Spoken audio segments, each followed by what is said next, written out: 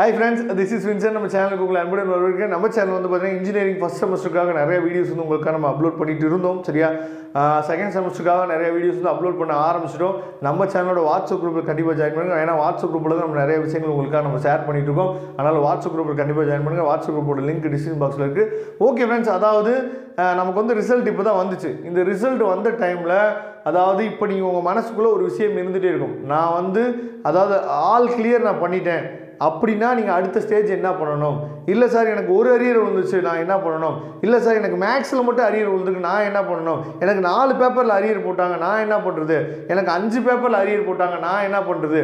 இந்த மாதிரியான டவுட்ஸ் வந்து உங்கள் மனசுக்குள்ளே இருந்துகிட்டே இருக்கும். அதுக்காக தான் இந்த வீடியோ வந்து நம்ம அப்லோட் பண்ணியிருக்கோம். அதனால இந்த வீடியோவை தயவு செய்து ஸ்கிப் பண்ணாமல் லாஸ்ட் வரைக்கும் நீங்கள் கேட்டிங்க அப்படின்னா நீங்கள் தெளிவாக நீங்கள் ஒரு விஷயத்தை புரிஞ்சுக்கலாம். ஃபர்ஸ்ட் ஆஃப் ஆல், எனக்கு வந்து அரியர் வந்து 3லேருந்து அதுக்கு மேலே போயிடுச்சு. 3 பேப்பர்லேருந்து என்னன்னு சொல்லி பார்த்தா அதிகமாக எனக்கு அரியர் இருக்குது அப்படின்னு நீங்கள் மைண்டில் இருந்தீங்க அப்படின்னா நீங்கள் பண்ண வேண்டிய விஷயம் என்னன்னு சொல்லி பார்த்தீங்கன்னா அப்படியே ஃபெட்டப் ஆகி நீங்கள் என்ன பண்ணக்கூடாதுன்னா விட்டுறக்கூடாது.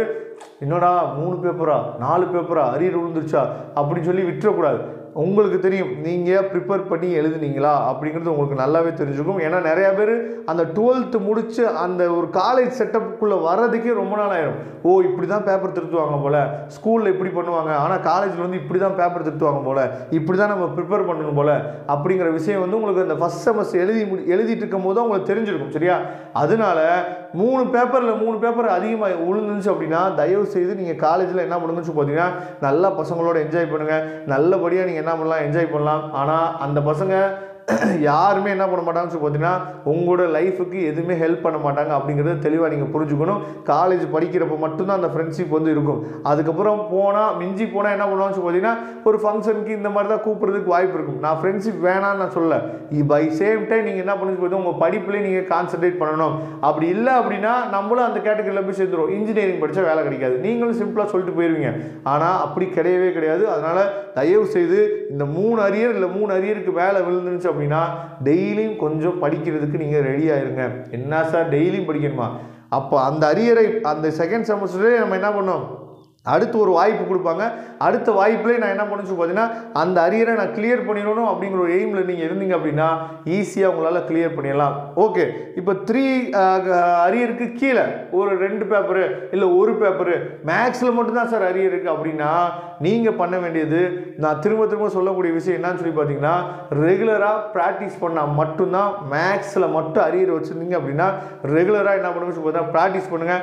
அது மட்டும்தான் உங்களுக்கு வந்து மார்க் வந்து கொடுக்கும். சரியா, அதனால் தயவு செய்து நான் சொல்லக்கூடிய விஷயத்தை நீங்கள் புரிஞ்சுக்குவீங்கன்னு நான் நினைக்கிறேன்.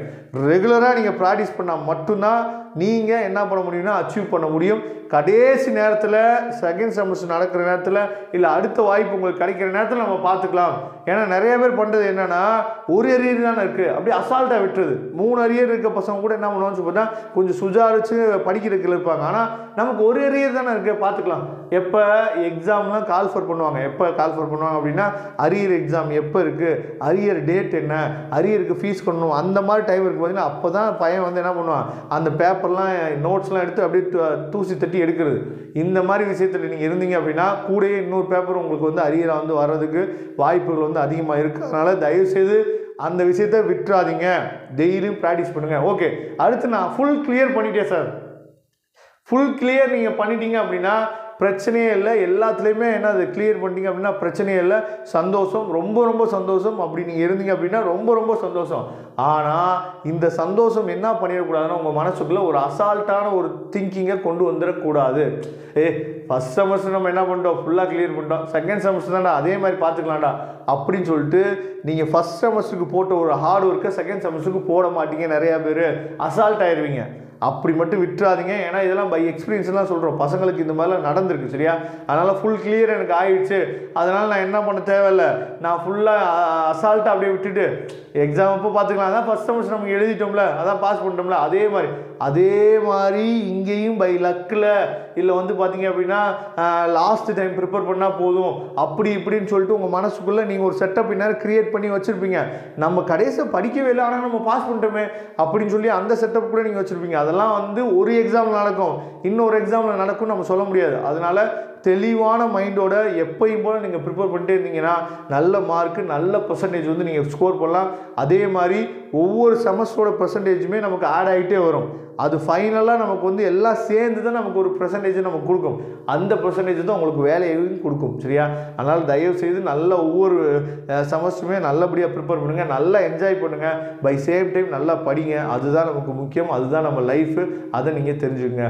Okay friends, thank you. நம்ம நெக்ஸ்ட் வீடியோ பார்க்கலாம். அதுவரை இந்த விடைபெறுவது உங்கள் நண்பன் வின்சென்ட். தேங்க்யூ.